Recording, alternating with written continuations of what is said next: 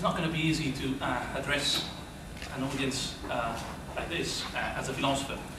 The likelihood to say something silly for at least one of you is so high, I'd rather not think about it. I've done my best to address the question that you find on the slide. Therefore, try to clarify at least to my own satisfaction what bioinformation might be. And I've tried to do that by being clear. Philosophers are not well known for being clear, rather notorious for being obscure. So, in order to achieve that, let me just begin by apologizing. If you remember, I'm sure you do, Schrödinger in his classics apologizes several times for not being a biologist. Well, I think I have to apologize twice, because I'm not a physicist either. So I don't have even that advantage that Schrödinger had. Now, what a philosopher can try to do is to be at least conceptually clear.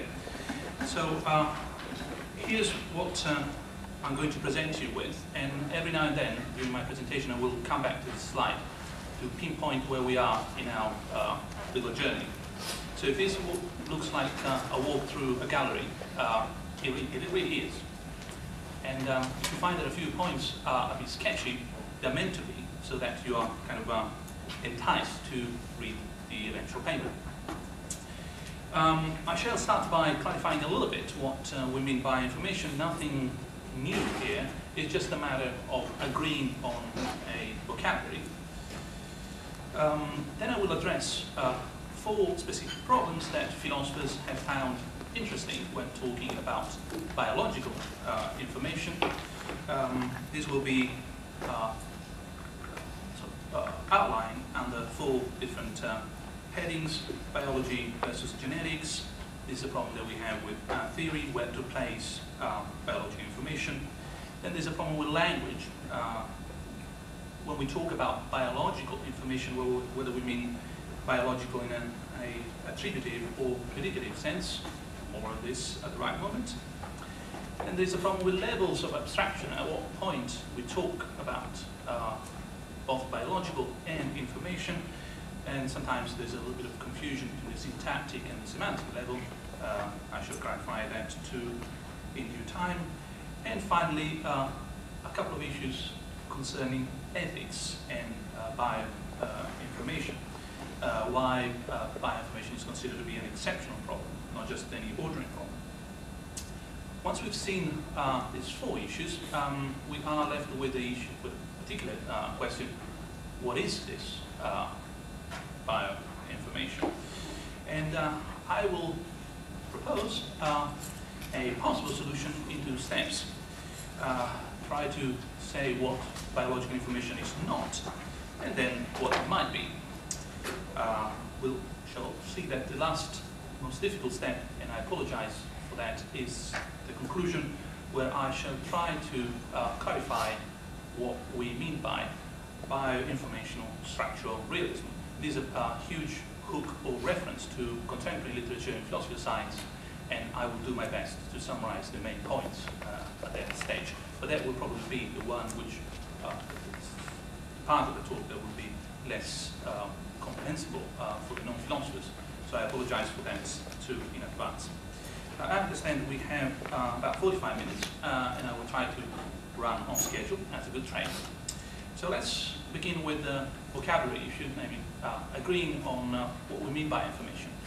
Now you will see in a moment that even philosophers are confused about this, even philosophers who make a profession out of talking about information. There's a clear sense in which information is at least 3 different things, and I would not like to have you thinking that that means that we have 3 boxes and your piece of information goes either in box 1, 2, or 3. It's more like having 3 dimensions and placing in a continuum your piece of information in this 3-dimensional space. Let me be a little bit clear. Well, sometimes what we mean by information is information as a piece of reality. Something outside there is also called ecological information, natural information. You have patterns, fingerprints, tree rings, just to calculate the age of the tree. It's something that you find out there. So you talk about, for example, your fingerprints as information, which is slightly different from what we're going to see in the other two senses. So sense number one. Sense number two, which is also very common, we talk about information as something for reality, and there will be a command, an algorithm, a recipe. I call my mom, I don't remember how to make pizza, she tells me that's a piece of information that comes as instructions. She doesn't tell me that a pizza is such and such, she tells me do this, this, and that. Now that is information, but comes as an algorithm or a piece of instruction. The third sense is also very classic, ordinary. I want to know when the train leaves from the station. That's information about reality, and it has an epistemic value. It's what we build knowledge from. We start with some information. If that information likely is reliable, turns out to be true, then we build in terms of justification and so on. Now, as I said, these three, call them dimensions or different ways of talking about information. They come in a space. They're not three boxes. So that sometimes your fingerprints could be about who committed a crime. So it is a piece of reality out there, but it is also about someone. Or, as I said, a recipe could be just a description of a particular sweet that you like, but it's also a set of instructions. So what we shall concentrate our attention on is the meaning Z, the biological information as information for reality. Now this is not uncontroversial. I should probably, if I were to sell this point more easily to you, hide the fact that what I'm going to say, at least for philosophers, is debatable. Some philosophers would actually disagree profoundly with what I'm going to say. But here's the story. I'm going to tell you, try to convince you that the information that we talk about, when we talk about biological information, is information as a recipe for something. Examples of bioinformation in this particular sense, as information as reality, patterns out there for something. Well, genes are bearers of information, or genes contain programs, or genes are informational instructions for the development and functioning of organisms. That's the typical stuff that you find in textbooks, I'm told. So here is the first step. So at least we know what we're talking about, hopefully. We move to the full problems. As I said, I'm going to tackle one by one, so I will send you reminders when we move from one problem to the other. Biology versus genetics. Well, when we talk about biological information, we know that it's at least using at least three contexts. You find them about biological information in animal communication, ethology. The usual example, bees. I don't even read it to you. You know it too well. The dance around, that's a kind of biological information that is prone to be interpreted as communication, etc. You also have ants smelling in a particular way, and so forth. Then you find biological information in neuroscience.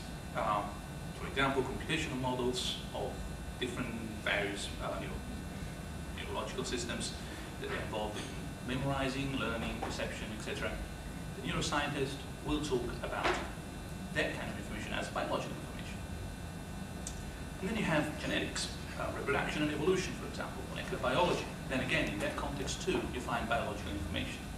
Now these are different contexts that are related, but also need to be kept separate from each other. Otherwise, it becomes a big soup. What we are interested in is biological information understood as genetic information. So all I'm going to say in the following slides refers to information as instruction and information, biological information within the genetic context. There are three issues, however, that I'd like to clarify before moving forward. Can information be reduced to communication? Look at point number A. Not really. So let's not get confused. Information is not just communication. Communication is not necessarily just about information. The two things are obviously related, but it's important to keep them separate. Is there no information in a lifeless universe? In other words, without us, or at least without animals, or at least without something alive, it would be meaningless to talk about information. Some people go all the way down, there are a number of references here, and say that without at least human artifacts, there wouldn't be any sense in talking about information. And that doesn't really make too much sense as far as I'm concerned. Think about food.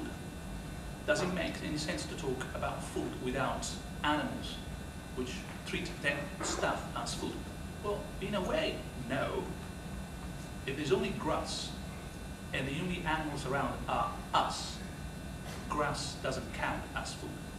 At the same time, we know that grass, if we were to find a planet with plenty of grass, could count as a potential kind of food for animals.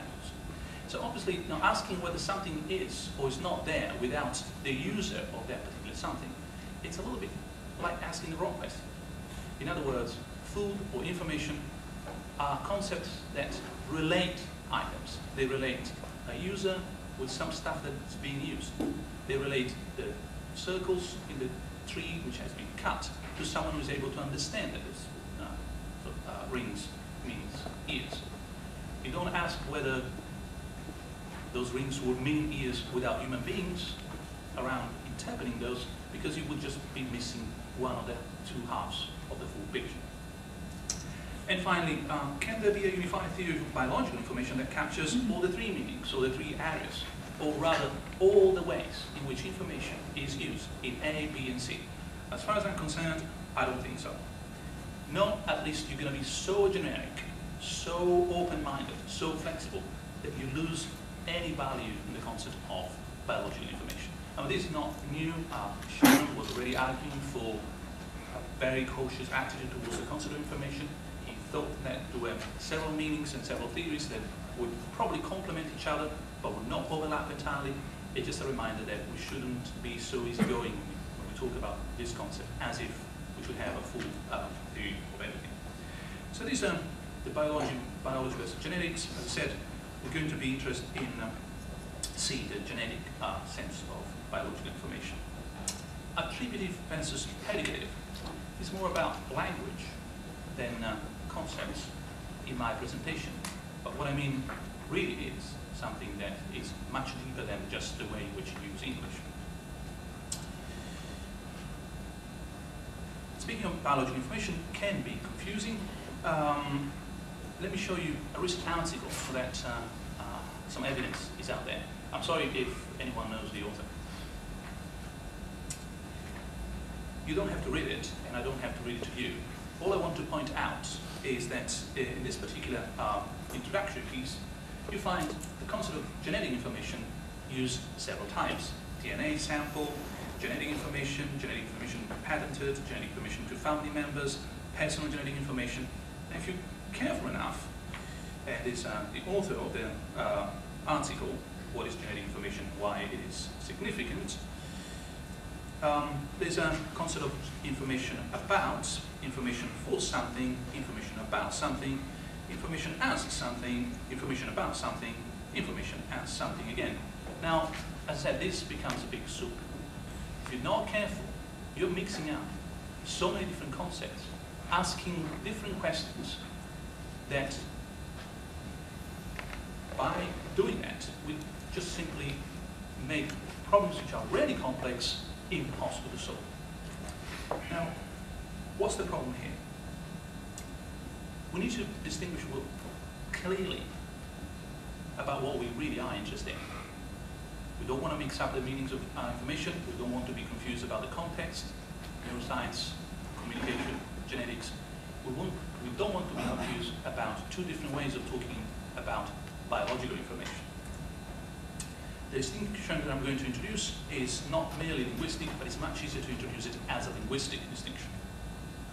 So, as two different uses of biological as a word.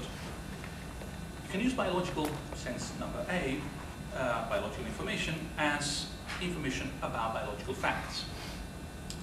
The database which contains some facts about, say, your DNA. Or you can use biological information in a predicative sense as something whose nature is in itself, intrinsically, sense A is commonplace in bioinformatics. We use it all the time. It's not controversial. It's not a problem. In fact, it's uninteresting.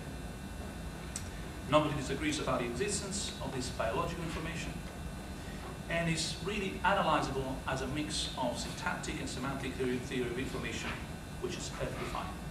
In other words, we have the tools and the understanding to treat biological information in the sense of, information about something that is biological. The second sense, the predicative sense, that's open to debate. In other words, we discuss whether any biological facts actually count as informational per se. So it's not a matter of having or not having a database on certain kind of facts. The question is whether those facts themselves are of an informational nature. So the question asked there is what sort of informational stuff they are, those biological facts, if any, what kind of information theory is needed to capture their nature. Again, I'm not talking about a database, I'm talking about a sort of, reference of that database. And it is controversial, at least within philosophical circles, whether biological processes and elements are intrinsically informational rather than just interpretable information. Think about the following distinction. My stomach might be modeled as an information process, input, process, output. Is it really informational in itself? Of course not. Or at least not so obviously. So the question is not whether you can interpret something informationally or whether something is about something else and per se is informational. The question is, those facts, those biological facts that we're dealing with, are they themselves informational? Consider the following distinction, for example, between digital information. Digital information means information whose nature is digital doesn't have to be on digital facts. I could have digital information about a continuum.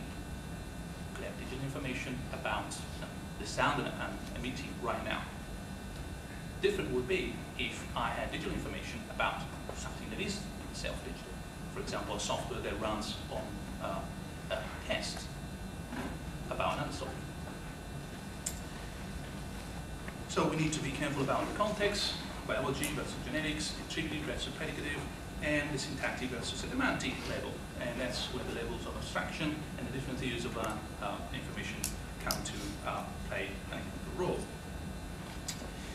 As I said, we are interested in the predicative sense of biological information, not the trivial sense in which you attribute biological to information. Of course, that's obvious. The sense in which something out there in the world which is biological could also be intrinsically information. Now, there are many theories of information, as we all know. This is just a quick reminder. The three most commonly used, again in this context, are the mathematical theory of communication, Shannon, poor guy, I mean, he ended up by regretting having ever spoken about information, as you know. The confusion caused by that was immense. His original article was mathematical theory of communication. Syntactic theory, based on probability, works on signal transmissions, processing and storage, independently of their content entirely, does not concern either truth, meaning, relevance, or significance of the signals. And that's something that we need to keep in mind. There's a semantic theory about Hill, Canap, Dresky, my own contribution, which is only partly quantifiable. It's based on several various semantic models. For example, model semantics requires meaning, relevance, significance, and truth values. So it's just the opposite of Shannon as well in the spectrum. And then you have something like the algorithm theory, Chaitin, which really defines information as the minimum bit statement that describes the given output on some agreements about the sort of language that you use in normally tree machines and so on. Now, if we look at each of them, here's what happens. Mathematical theory is insufficient. I'm not saying it's not necessary, it's insufficient to discuss biological information since the latter seems strongly dependent on the concept of instruction, which is left untouched by the theory. And the mathematical theory of communication at most provides some useful modeling, but it doesn't represent a sufficient tool to do what we need to do in biology. It's a little bit like talking on Wimbledon by using Newtonian physics. That's good. It does capture a few essential bits, but there's a lot more to be explained than just the Newtonian physics that is at stake. The semantic theory doesn't help at all. It's irrelevant to discuss biological information, since the latter does not contain meanings or truth values. I mean, genes don't come with labels like true or false. It at most provides some metaphorical explanations and heuristics. Things get even worse when all this stuff is interpreted semiotically, and you find plenty of philosophers doing that. The algorithm theory just doesn't apply at all. It's not relevant here, so it doesn't help. So basically, what we find is that only the mathematical theory, basically Shannon, gives us some help in modeling what we need to model. Fourth problem, ordinary versus exceptional, and we're getting on the applied side. Well, there's a lively debate, as you are well aware, in a context called information or computer ethics, concerning the use of biological, i.e. Genetic information. In genetic information, what seems of great ethical relevance are two specific facts. The first one is how malleable information is. The fact that information is generally easily manipulated. That's a little bit scary. And the second fact is that the genetic nature of the information in question is especially sensitive and worthy of ethical regulation. These are the two facts that normally are taken into account in the debate. You find something that is easily malleable on the one hand and plays a crucial role in determining the life of human beings. Point B is called, in the context for the ones of us who are not philosophers, the genetic exceptionalism. Why genetic information is so much more exceptional than any other kind of information that we deal with. Now the question is whether genetic information ought to be regulated in any special, distinctive way. In a way distinct, for example, from the way we regulate patents or copyright. The problem here is that the predicative versus attributive confusion creeps in.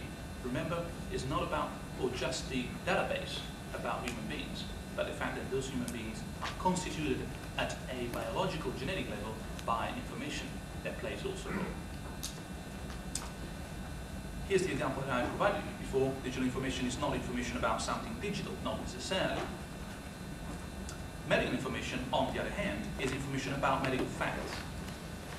And there are cases in which you have both combinations. You have military information, which is both information about something military, and because of this, is of military nature in itself.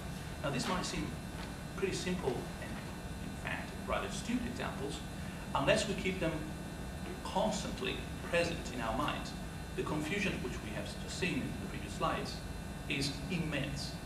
You try to legislate on what genetic information ought or ought not to be, or how we should operate with genetic information.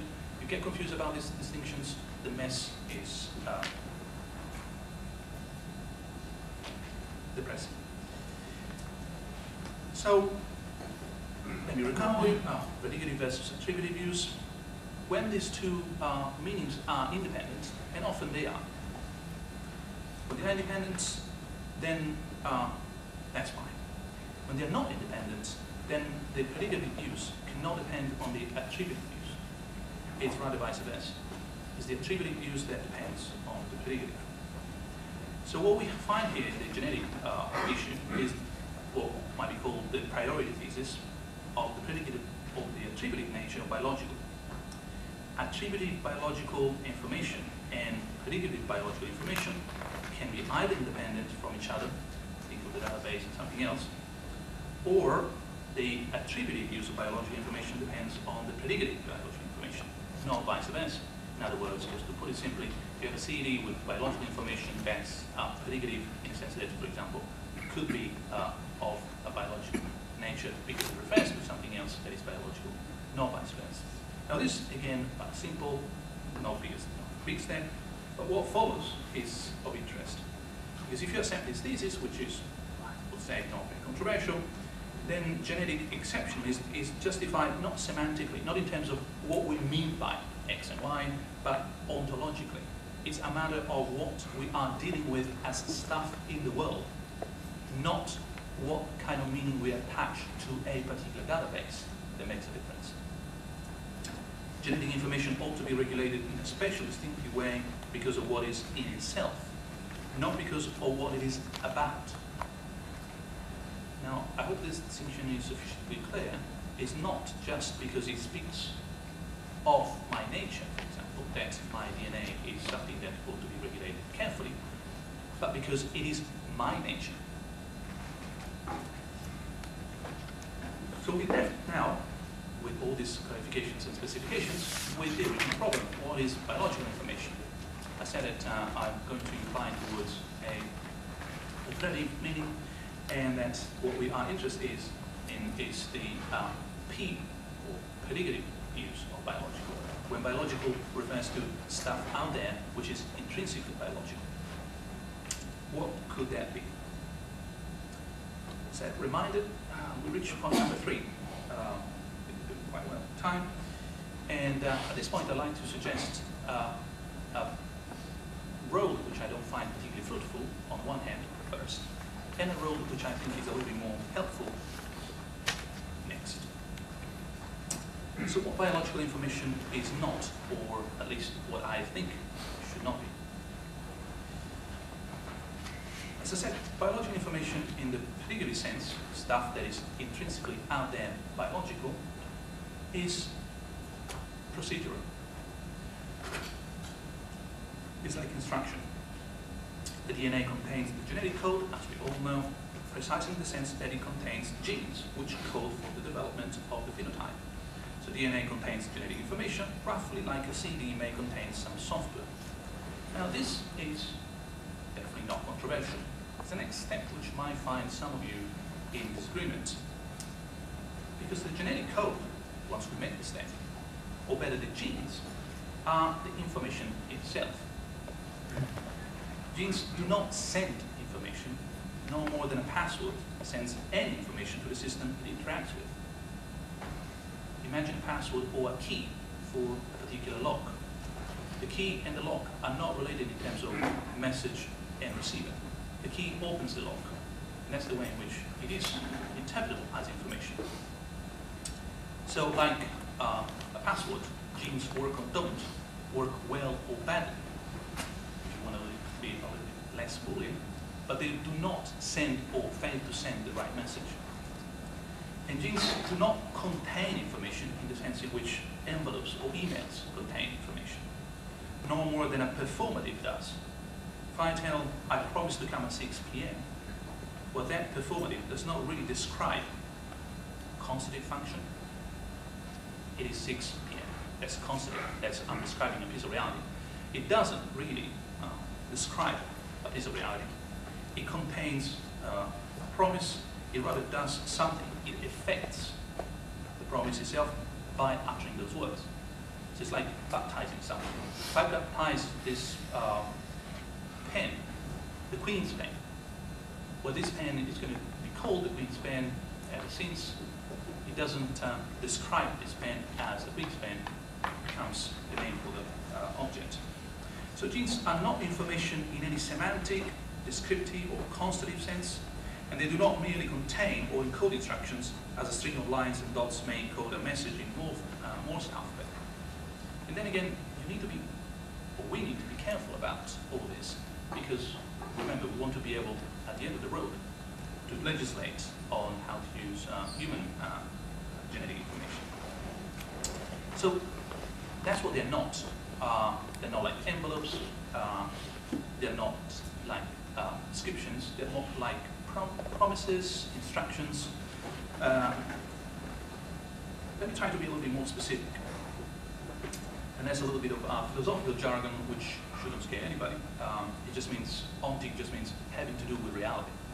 So if we have an ontic interpretation of genetic information, where genes are the instructions are a type of predicative and effective procedural information, recipes, software, commands. That's the family to which genes belong.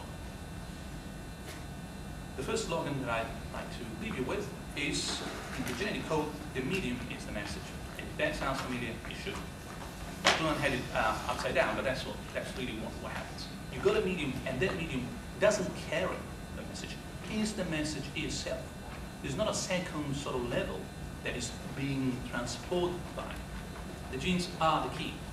They do not provide instructions of where to find the key. Again, as everything in philosophy, we should be careful because every philosopher sells you things step by step. And the first step sounds kind of okay, the second okay, and at the end of the road you find something absolutely absurd that you bought somewhere on the way. So there are two implications of this idea, the first slogan, genetic code, the medium is the message. The first one is a shift in the informational paradigm, which I'm going to show you in a moment, and I think that that can be defended a little bit more successfully than the second implication, which is a little bit more controversial. Namely, we can provide, we'll try to provide a unification theory between two ontological domains, physics and biology, if we buy this genetic code is the medium, not, is the medium is the message. Let me explain both implications step by step. The ontic interpretation relies on the procedural programming one. Now, for the computer scientists among us, that's what I'm going to say would sound absolutely trivial, and I apologize for that. So, at the moment, we're treating genes as dynamic procedural structures that control and guide organisms' development. They do not carry information, they are the information themselves. They are like instructions. They work like a promise. These dynamic procedural structures are a special type of informational entities, those that are in themselves instructions, programs, or imperatives, and this is where the link comes handy. In imperative programming, also known as procedural programming, statements change a program state, and programs are a sequence of commands for the computer to perform. Do this, do that, wait, go to, start again, do this, do that. And in that kind of sense of procedural programming or kind of algorithm, that's where the link between programming, computer science, and biology, instructions, genes, comes as a bridge. We can move from one to the other by understanding that the sort of information we're talking about is not like a timetable for the train. And it's not just like patterns out there. It's more like instructions that in themselves are effective for something to happen. So each step, each base in our biology is an instruction, and the physical world holds the state that is modified by the instruction. So it's basically like having keys that open locks around. The relation between instructions, genes, imperatives, programs, recipes, and the outcome is functional causal, meaning that you can start building laws or interpretive laws because what we're dealing with is nomic. There are regularities of if then. So that's what happens, and it's quite useful in terms of shifting the paradigm. When you talk about information, the first thing that what people would go to is Shannon, information theory, communication theory, the usual model, sender, message, receiver. Well, that's one side. But what I'm suggesting is that we should shift to the computer science and the imperative programming as a better model. Let me now illustrate the second implication, and this is where I said I'm going to be a little bit more philosophical than I've been so far. References to the contemporary literature in philosophy of science are inevitable at this point. I said that the second implication of this long story that I've been telling you for the past half an hour is that we might be able to unite two contexts, two ontological domains, physics and biology. Now to do that, obviously, it will require some abstraction. So, structural realism, so that we all share the same first step, is a well-known,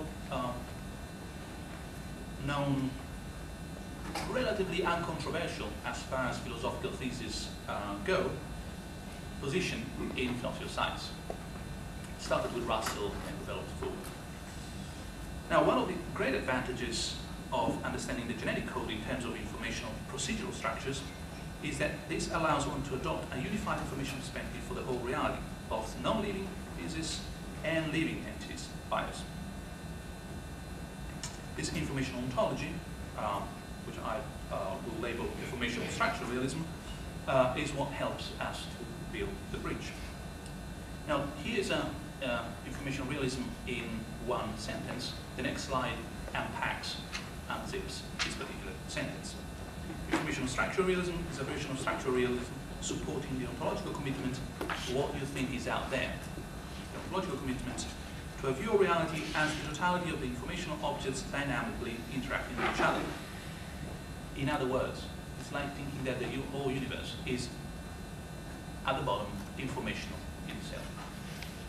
That's simplifying that. That's basically the story. So, as I said, to unpack that, information realism in general argues that our knowledge of the world is knowledge of its structures. You don't really know things in themselves, you know the patterns combining things. Endorses a first-order ontological commitment to the level of abstraction at which the structural nature of reality is knowable. In other words, to unpack that too, you think that ultimately reality is knowable, but is knowable only insofar as you know the structures that are out there, not the things in themselves. And a second-order ontological commitment to the level of abstraction at which relata are informational objects. Then again, to unpack this too, this means that the objects that you think are being structured in these networks are in themselves not substantial, but made of relations. Also argues that knowledge, reality is a source. It's not a source of knowledge, it's a resource. Now, this is what I'm saying. It's kind of a linguistic game. It's something to be used, manipulated, processed to obtain knowledge. It's like building material for your knowledge. That goes, things in themselves, what Kant used to call noumena, are unknowable in the sense that as resources, they are epistemically inexhaustible. They're not inaccessible. It's like having a fridge that is always so full of stuff, you can cook anything. Now, you don't mean that the fridge, you can't open the fridge. You can open the fridge and get anything you like from the fridge. Have you ever exhausted the fridge in itself? No. The fridge is so full of things that you can keep cooking and cooking and cooking. And the cooking tells you something about the fridge and its contents. But it's not a picture of the contents of the fridge. So, according to this information realism, there are two ontological commitments. The world in itself is this full structure of affordances, constraining affordances. Remember, it's like food in the fridge. Depending on the food you pick up from the fridge, you can cook certain kind of things. If you need an omelette, you're going to get eggs. You don't try to get eggs by picking up a bottle of white wine. It won't work. I tried. And these are the things that are dynamically interacting with each other. So these are resources out there that you use in order to build your knowledge. Now, in that whole picture, how do we build this bioinformational structural realism? What I told you is just a 5 seconds packed mini course in informational realism in philosophy of science. Well, what the final picture is that the difference between not animated and animated informational entities, like this thing, and living informational entities, I could count as a good example, is the anti-anthropic nature of the latter. Now, this is not new. At least as old as Schrödinger. But there's going to be a twist. Now, a living system is any anti-anthropic informational entity, that is, any informational entity capable of instantiating procedural interactions, because it embodies information processing operations, in order to maintain its existence and or reproduce itself through metabolism. And then again, this is quite okay. What we have now is the second slogan. The second slogan goes like this. According to bioinformational structural realism, life is the economic process through which information uses itself to withstand its own entropy. If you have a view of the whole universe as being at the bottom, informational, then life is just that area, that piece of the universe where information uses itself to withstand the inevitable process of entropy. And that's where things get a little bit smoother in the passage between physics and biology and back. I think that's it, and we have some time for questions. Thank you very much.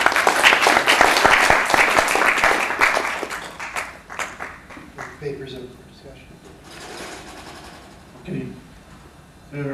It's clear with your philosophical classification of information. My question goes to one biological aspect. You say that genes control and guide organisms' development. This is a kind of metaphor, technical metaphor used in the linear understanding of information, reflecting a main or central dogma of molecular biology. When we see that information transmitted in a linear way. But nowadays, we understand that information in the living system is a circular information.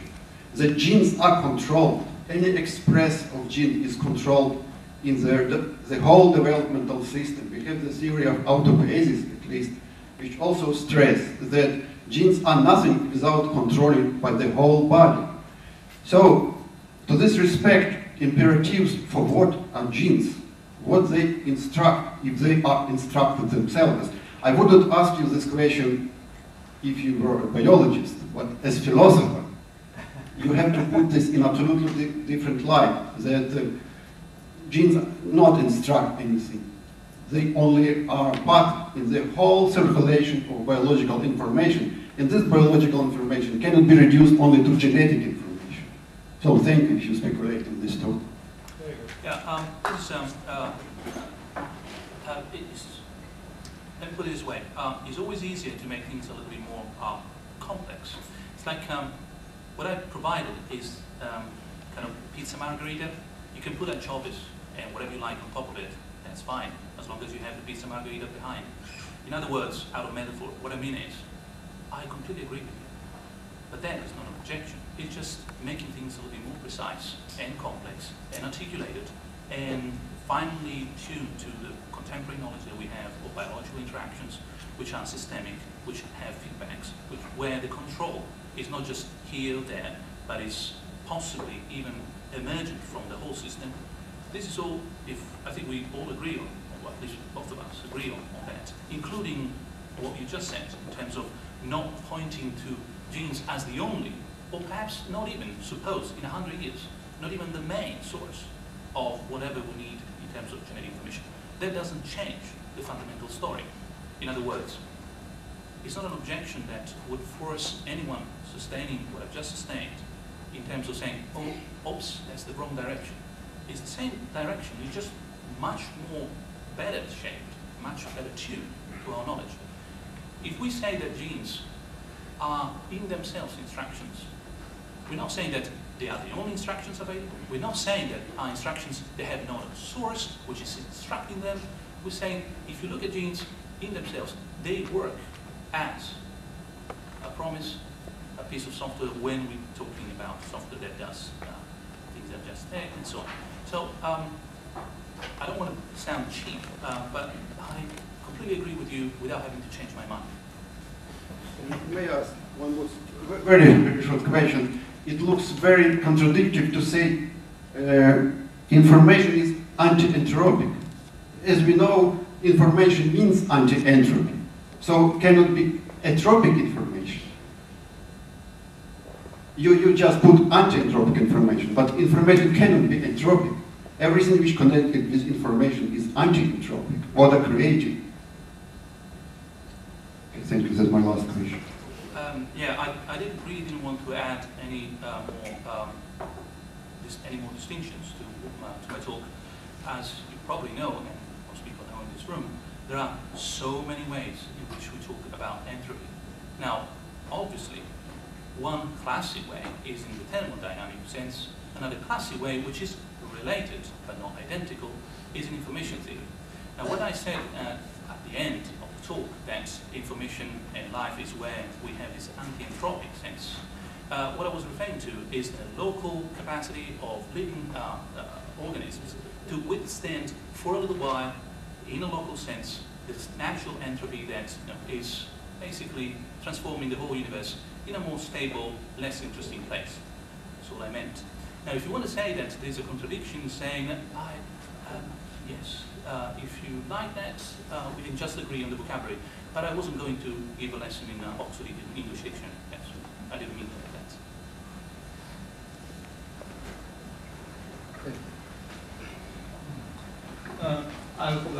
two comments and would appreciate your responses to them.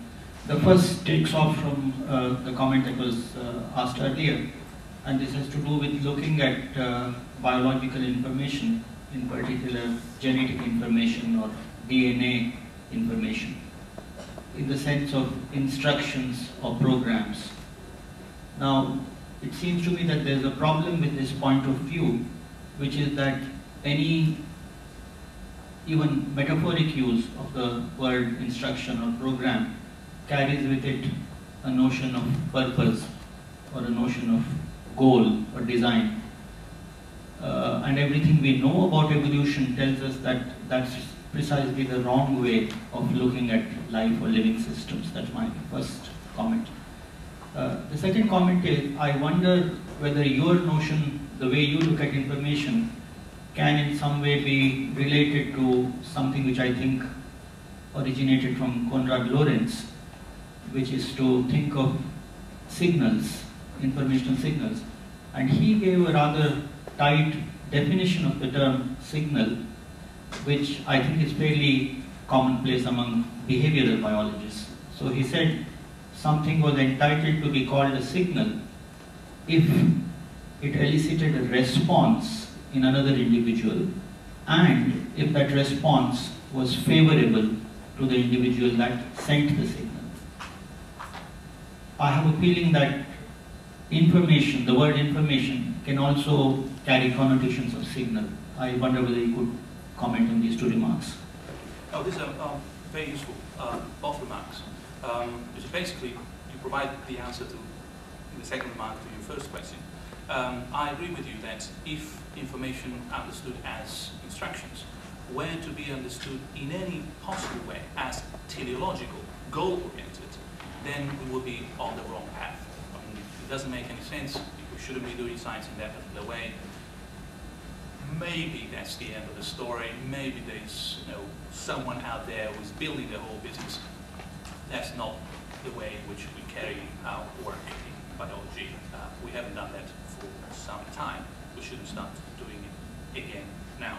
So I agree with you that anything that has got to do with information as instructions that would link that particular sense to the sense of goal-oriented, teleological, will be a mistake.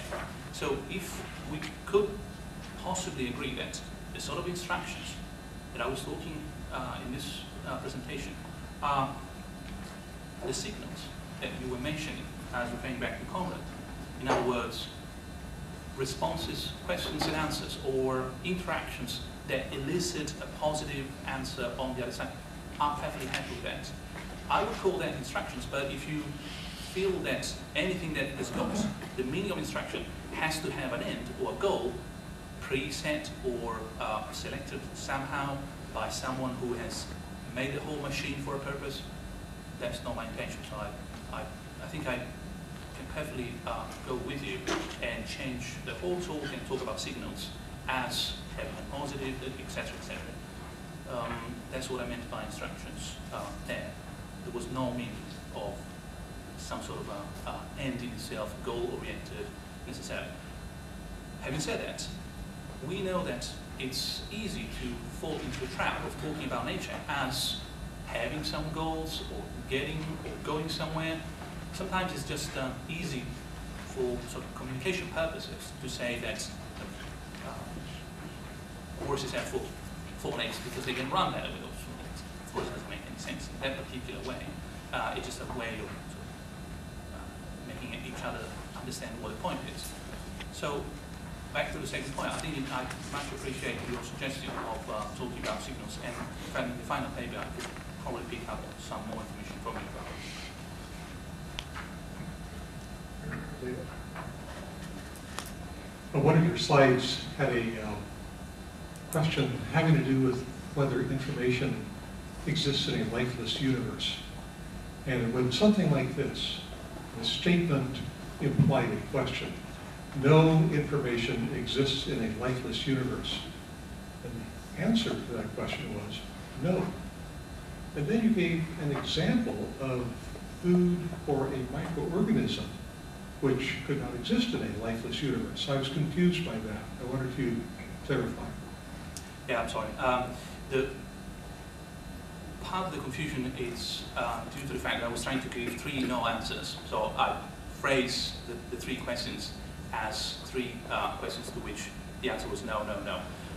So you're perfectly justified in having picked up that rhetorical device. Basically, there has been quite a lively debate, again, mainly in philosophical circles, I understand, about the issue, quite simple, whether it makes any sense to talk about information in general without human beings. Now, of course, if it doesn't, as some people have argued, then all the biological information, etc., doesn't make any sense either. In other words, it's quite simple. You take away human beings from the universe, no sense in talking about information, no sense in talking about, for example, zebras having genes, etc., without bioinformation. So, now that sort of line of argument, which might be sort of a bit philosophical in the worst sense of the word, I was trying to argue for a mid-ground between yes there is, no there isn't. And the mid-ground seems to me, that I was providing the food example, as there's plenty of relational concepts that we have which require the existence of A and B to be in place. The concept of food is one of them, and I was hoping that could be an easy sort of analogy. It doesn't really make too much sense to talk about food without having A and B. You need to have grass and grass eaters to understand grass as food. Grass with only us around, or tigers, is not food. End of the story. Or is the aura that interests me. The difficulty here is that often, when analyzing concepts, including information, we fall into the trap of saying, well, is that there or not there? Some of the things that we deal with, the more subtle things, sometimes are just on the border. The threshold between one country and another is neither that country nor in this country. It doesn't mean that it's not there. It just, you need the 2 countries to have the threshold or the border.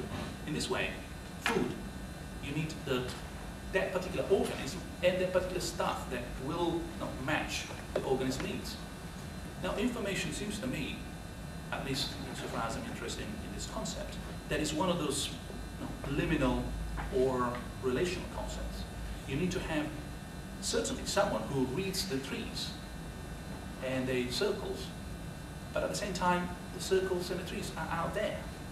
And again, being captured in the alternative, is either there or not there, is either there independently of us or not, seems to be the wrong attitude. So I was trying to strike for a third position between yes and no.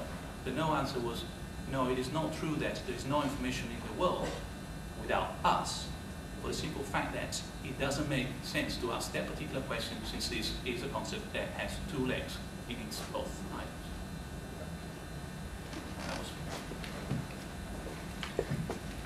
In relation to your answer and David's question, Susan Oyama described ontogeny of information. It means that information itself is showing some developmental processes between so-called lifelike system and surrounding system. So from a point of view of complementarity, such viewpoint may be very important to understand further direction. I'd like your comments or your opinion.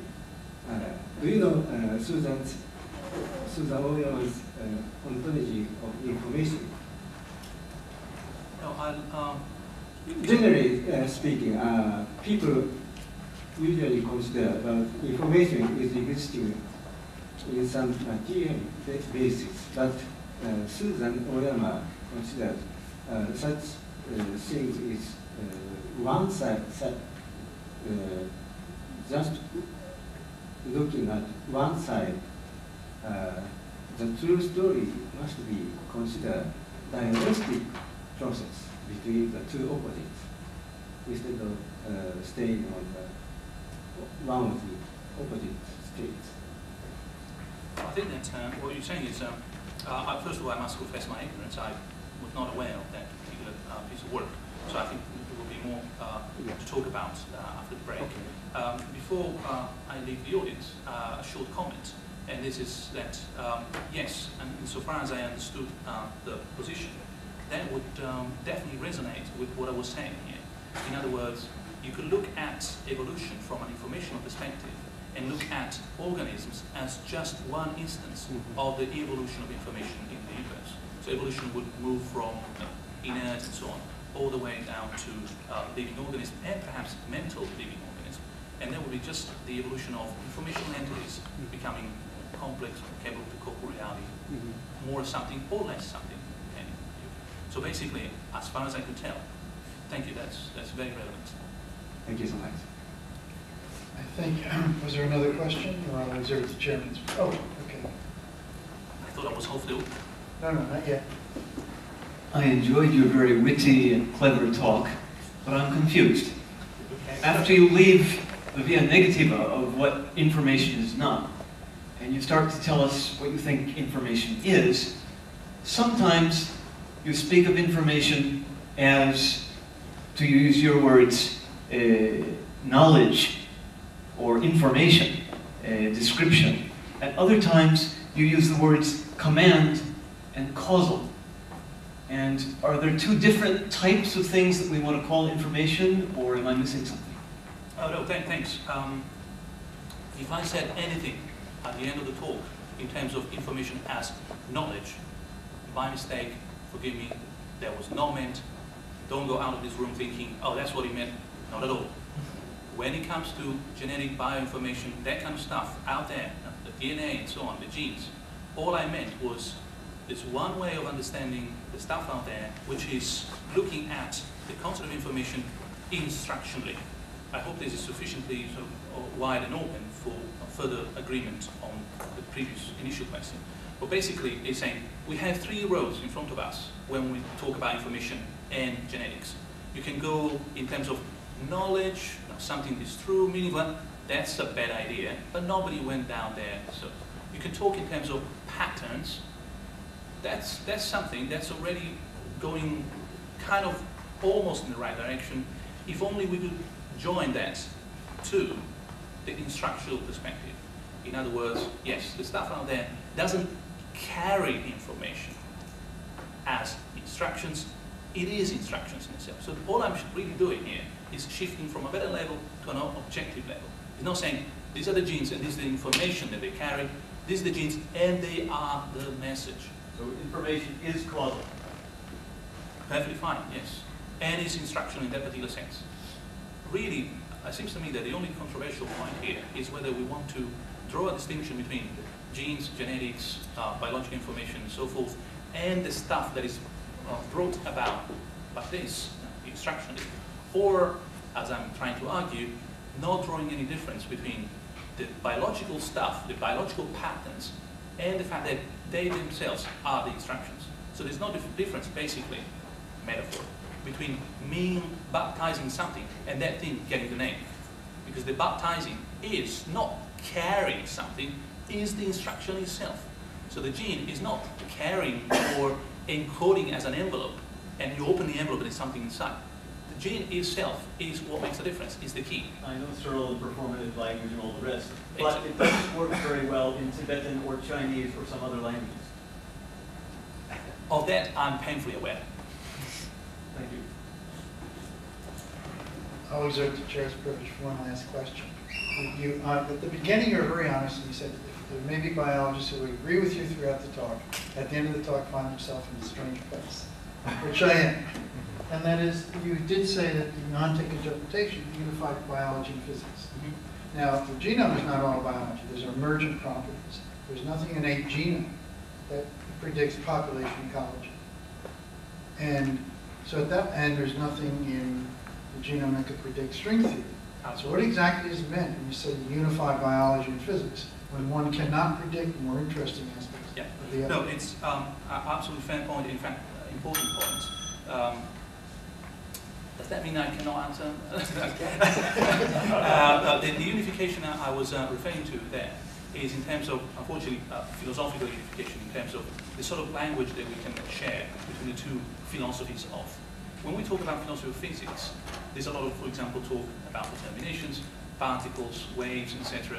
And we really find a difficult time in sort of putting that together with the vocabulary, the conceptual vocabulary that we use in philosophy of biology, when there's concepts like life, adaptation, and so on. Now, these two things is the hope of the sort of project here that I was presenting, could be brought back to a unified language, which is informational, where on both sides you're talking about informational entities, which of course then have completely different lives, and they go up to develop different complex properties depending on your level of abstraction, the context, and all the other sort of stuff that makes physics different from chemistry, from biology, and so on. But it's like saying, look, it's number theory, and then you can do calculus, you can do abstract algebra, but back down, there's an attempt to reduce everything to elementary arithmetics. Of course, that doesn't explain at all the complexities that expect us in each ramification. But there's an attempt, typical philosophical move. Philosophers move backwards, they never move forwards. They ask the question and they look at the roots. They don't ask the question and look at the leaves. Now that's the difference between scientists and sort of philosophers to some extent. So here is an attempt to look at the roots and go further behind to see whether there's a single point where you can then ramify all the other alternatives. So that's where I was hoping, and I still hope, that we might be able to have an informational unification of the two ontological domains. By ontology, I mean the theory of the entities that are in question. So if we could reduce waves, atoms, particles, all the way down to informational entities, and we could reduce living organisms, all the way down to informational entities, then that's where we have a common vocabulary. And that's quite useful, at least philosophically. I think we owe our speakers. And we are done with this session. And come back at 7:30.